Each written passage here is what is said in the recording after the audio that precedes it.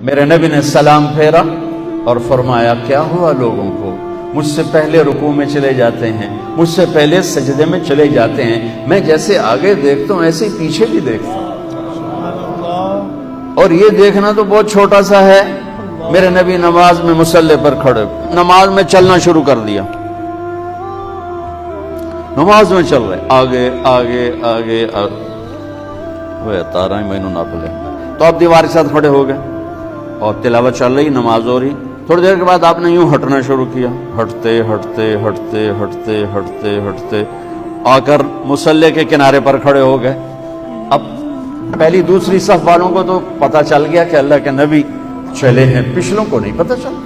تو جب آپ نے سلام پھیرا تو یہ کہنے لگے یا رسول اللہ یہ کیا، ہم نے تو کبھی آپ کو ایسا کرتے نہیں دیکھا۔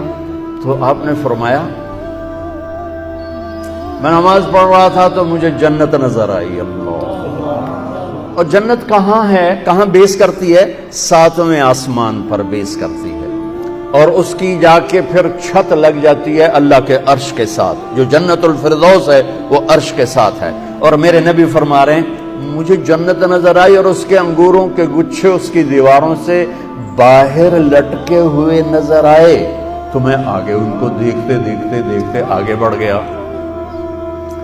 اس نظر والے کو ہم چھوڑ دیں پھر کہیں ہم عزت پائیں گے، واہ جی واہ، واہ جی واہ، ایسا بھی کبھی ہوا ہے؟